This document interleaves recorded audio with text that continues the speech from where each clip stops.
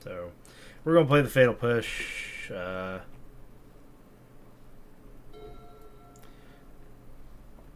gonna prioritize the push anyway. So because he has a colorless, so he's gonna have to either play both. I could have done this thinking he's gonna play blue, but he's choosing not to, which is probably smart because it's playing interaction. So he probably has a shield. So if you cast something for one, I'll so he either has Spell Snare, which if he's playing Pierce, then my sprite gets around that. So we'll see what he plays. Play something for two. So he definitely has a pump spell or protection.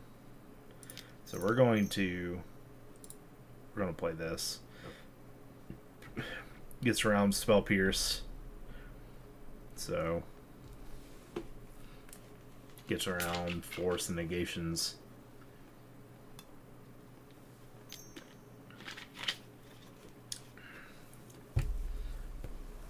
So yep, cool. So he has to pop a really big spell. So cool. And then we'll next turn on my turn we'll kill it. So I don't think he has anything else. Hopefully get a land. Black. Darkslick Source would be big here. And that is not what we wanted. It's not the worst though. And I got blockers, so I could put a blocker into play, but killing it is what I want to do.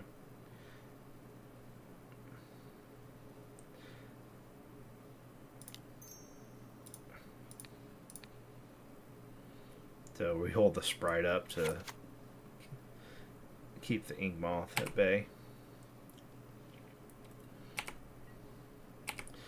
So getting the creature off the board is important. Even though I could have just made a token here and had two blockers. Not worth it. Not worth it. So we'll see. Hopefully he tries to play a blue spell. Yeah, that's easy blocks, but he'll just like this is without question blocking.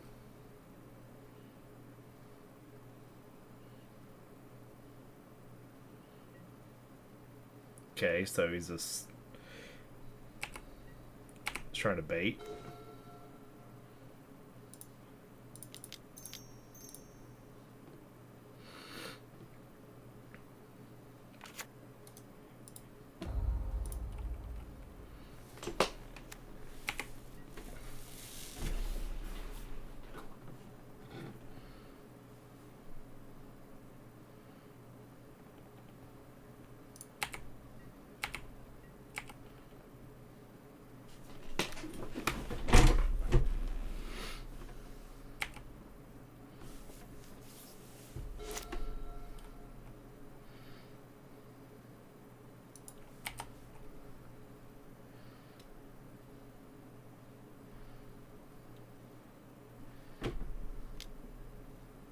Okay, easy blocks again.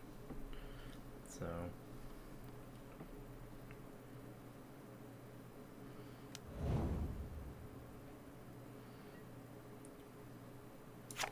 yeah, so it's not like it has trample. So not yet, anyway.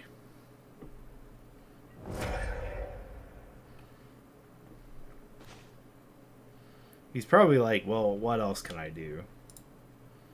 So, luckily we don't have to worry about our life. So, we don't have a flyer. So, pretty much have to do this.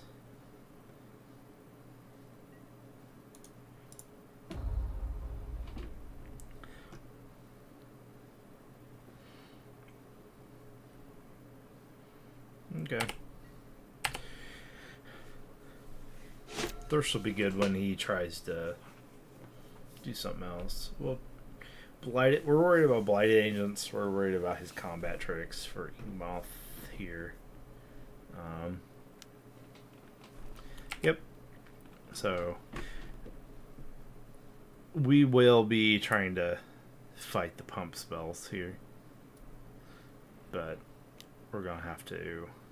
Yeah, this is a bigger pump spell, so we're going to go ahead and grab this. We'll go ahead and make them pay for that.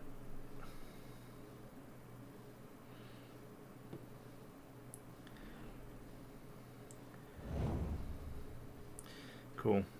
So we can take 1 or 2. We just can't take 6. So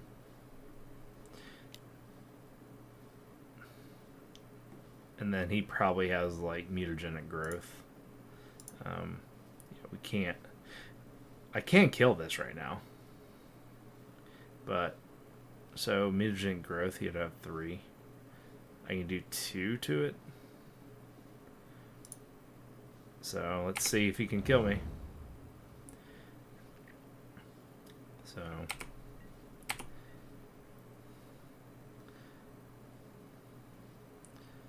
because if he has double mutagenic growth, then this is pretty much over.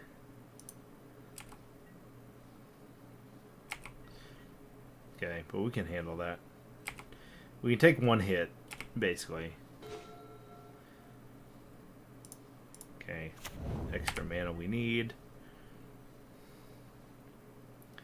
So this the combat gets really, really important. So the sequencing and stuff like that.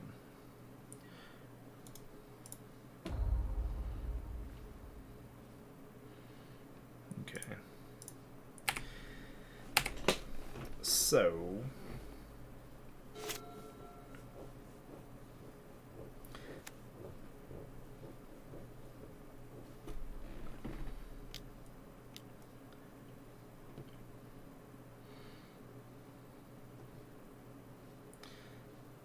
yeah, we don't mind that. We can kill that. That's easily killable. Yep.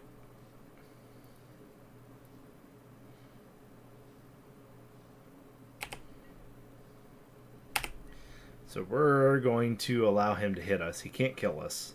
But in response, if he tries to pump, that's when we try to do something. So you try to keep all your combat spells, like you try to keep them at combat. Like end of combat step is like really huge in this matchup. So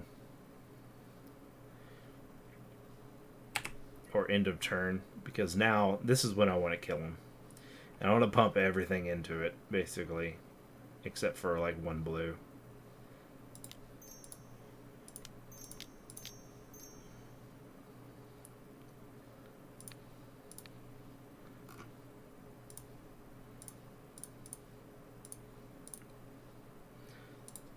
Now if he has mutagenic growth, he can't save it. And if he tries to counter it, I counter his. And then I come back, I kill the Bloodcheat Thirst. He has no cards in hand. I'm drawing more cards than he is. And we stare at each other. So we will attack first.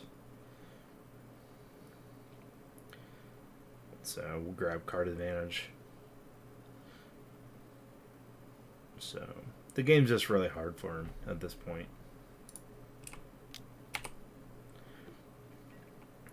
So, because he either has protection for this creature or it's another creature or something.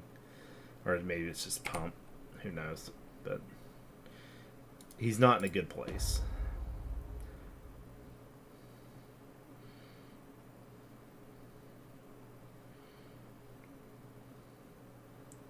Okay, play Tar Pit. Kill this. See if he tries to save. If he tries to save, we dispute it if we can.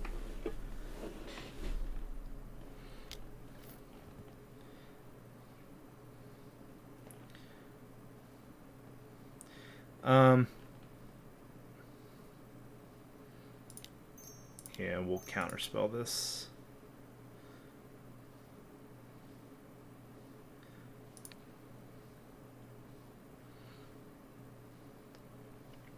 And this is where I probably should have played the Delta, because then I could have done both, but he can't technically kill me next turn, so because this is just the way his deck works. He can't kill me next turn. So this is a safe play. Even though, and then